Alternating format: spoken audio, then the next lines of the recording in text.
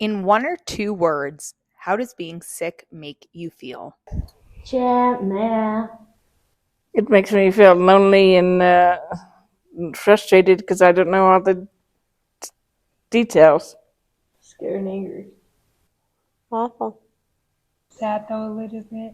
Describe your experiences with respiratory illnesses like COVID-19 or the flu. I had COVID-19 twice, and the second time I lost my smell, and I still can't smell. And when I had it, I was isolated. We used to have dinner in the living room and watch stuff together, and it was very isolating. How did that isolation make you feel? Very lonely. Very lonely. How does not having your sense of smell make you feel?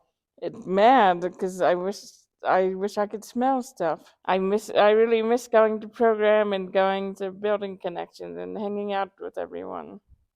I had to do more crafts to stay out of my head more. So you were getting it in your head a little bit Yeah, by not being able to see all your friends? yeah. I got COVID-19 once. I had to stay in my room like 24/7, and my mom and dad would come to me every time. But I got COVID twice, but it wasn't during the time when we were isolating. It was no fun, and I had to separate myself, which was a pain in the butt because I couldn't go to my doctor appointments and stuff or see my friends. But at the time, it stunk, though. I was so upset. Why were you so upset? Well, because I had COVID, and I didn't really know what it was, and it was back before we really knew the long-term effects of COVID, and how that would affect me in the future. And I have a lowered immune system because I have an autoimmune multiple sclerosis, and so he's not very good at fighting off bacteria. But it's a scary, scary time for everyone because of things we can't control or understand. When your caregiver is sick, how does that impact you? The caretaker gets sick, you get sick. You can't function if they don't function. When my sister was sick, that I couldn't function because I was so worried about her. It impacts me because I care about her so much, and I rely on my sister to bring me to like my medication refills, so companionship, just general love and affection, staying on top of things that I need to be doing around the house. Mom got COVID-19 last year. I could go to the day for bowling. Make me up there. I had to stay home and be like stay home, that kind of stuff. When my mom got the COVID, kind of stuff. When I got COVID, I couldn't do anywhere to do anything. And all my doctor appointments had to be canceled because she's the only one that would. She's the one in charge of setting up my rides and my doctor appointments and my medication. She gives my medication from the pharmacy for me.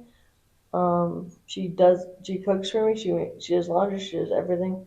She is a wonderful caregiver, and when she gets sick, she can't do any of that. She takes care of a lot of stuff. She sets up my appointments, takes me to them, and I can't give myself my own medicine. She does that, and she really helps me a lot. So if she was sick, then I would be lost. Describe your accessibility to resources and information regarding illnesses and your health. I don't know what the symptoms of different viruses, and so I have to ask Larissa what symptoms are of different viruses, and she talks to the doctor because I never know what questions to ask. It makes it a real struggle because I don't know what to say, and I don't know, oh, what's the COVID symptoms, what's the flu symptoms, I don't know what they are. It makes me stressed out. It's hard to tell what is real and what's not real. They just said, oh, you got COVID, and that's all the explanation I got, and stayed in your room isolated. That's all they said. They didn't say any details. In the hospital, I really wanted to read the stuff about the illnesses, and the best they could do was They printed it out, and then I had to get into the paper, and it took a long time for me to think that actually happened. How can information and resources be more accessible? In what ways would that benefit you? Maybe make it more understandable that not all medical speak. But in common language. Yes. If I knew the symptoms, then maybe I would understand what I have if I get sick better. Would that have a more positive impact on your mental well-being? It probably would. Yeah. Would it make you less anxious Yeah. about? When I do go alone for my appointment, I would talk more in the future. It would help me advocate for myself. Do you think illness prevention strategies are important? Yes. Yeah. Why? Because then you can prevent the loneliness and frustration. That makes it easier for everyone else around us. And keep our friends safe and keep our family safe and our caregivers. With the support of the CDPHE, this passionate group of clients have formed a speakers committee. Their goal is to provide health education to other individuals with disabilities and their caregivers through educational presentations at other day programs and open events. This fall, they will focus on sharing strategies to reduce the impact of the upcoming flu and cold season. They will cover the CDC's core prevention strategies, share information about vaccines, as well as how and where to get vaccinated so individuals can make informed decisions about what's right for them. They are currently participating in a 6-week boot camp where they are learning about diseases, vaccines, health inequities, and developing public speaking and storytelling skills. By mid-October, they hope to hit the road to educate and empower our community.